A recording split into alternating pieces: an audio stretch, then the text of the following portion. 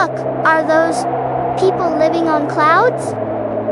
Those are the cloudmen, James. They make snow, wind, even thunder. Chapter 31. How fast we are going all of a sudden, the ladybird said. I wonder why.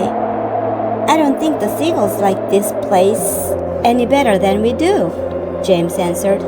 I imagine they want to get out of it as soon as they can. They got a bad fright in that storm we've just been through. Faster and faster flew the seagulls, skimming across the sky at a tremendous pace, with the pitch trailing out behind them. Cloud after cloud went by on either side, all of them ghostly white in the moonlight. And several more times during the night the travelers caught glimpses of cloudmen moving around on the tops of these clouds, working their sinister magic upon the world below. Once they passed a snow machine in operation, with the cloudmen turning the handle and a blizzard of snowflakes blowing out of the great funnel above. They saw the huge drums that were used for making thunder, and the cloudmen beating them furiously with long hammers.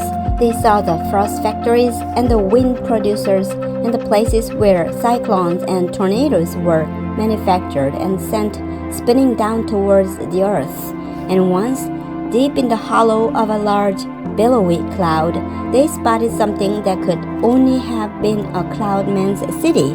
There were caves everywhere running into the cloud, and at the entrances to the caves, the cloudmen's wives were crouching over little stoves with frying pans in their hands, frying snowballs for their husbands' suppers.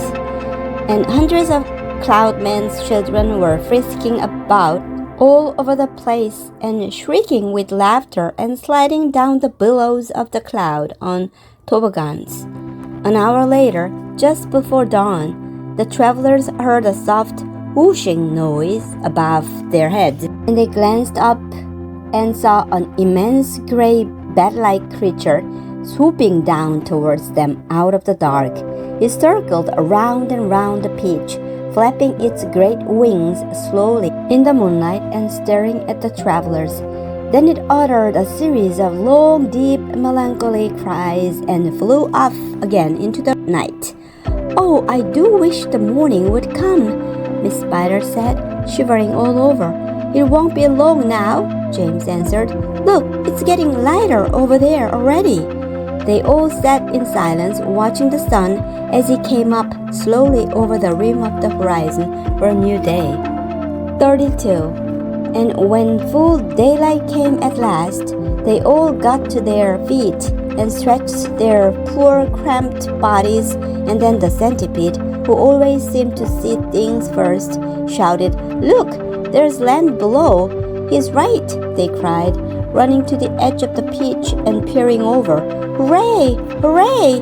It looks like streets and houses, but how enormous it all is!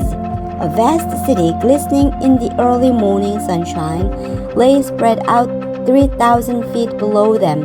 At that height, the cars were like little beetles crawling along the streets, and people walking on the pavements looked no larger than tiny grains of soot. But what tremendous tall buildings! Exclaimed the ladybird. I've never seen anything like them before in England. Which town do you think it is? This couldn't possibly be England, said the old green grasshopper. Then where is it? Asked Miss Spider. You know what those buildings are? Shouted James, jumping up and down with excitement. Those are skyscrapers. So this must be America, and that, my friends, means that we have crossed the Atlantic Ocean overnight. You don't mean it, they cried. It's not possible. It's incredible. It's unbelievable. Oh, I've always dreamed of going to America, cried the centipede. I had a friend once who... Be quiet, said the earthworm. Who cares about your friend?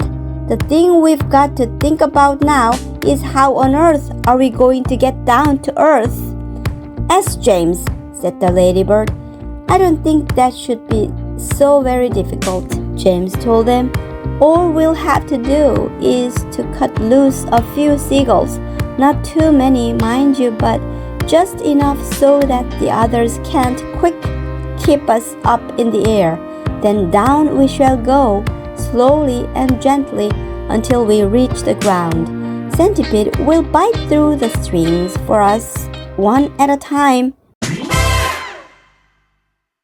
Let's summarize. Remember the 5 words below and fill in the blanks to complete the summary. Tremendous. Thunder. Past. Dawn. Reached.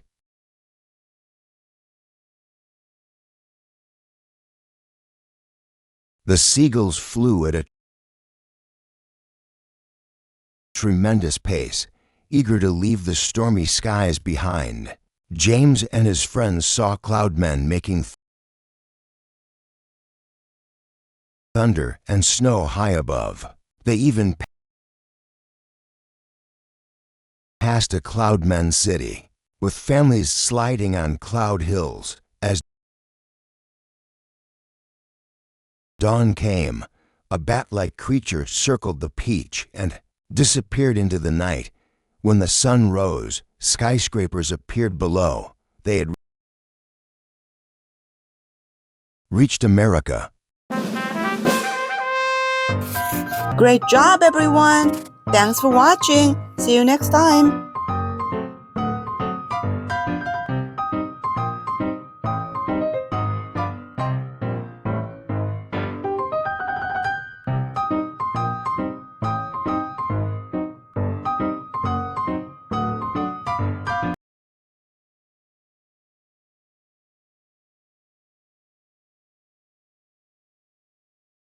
Water.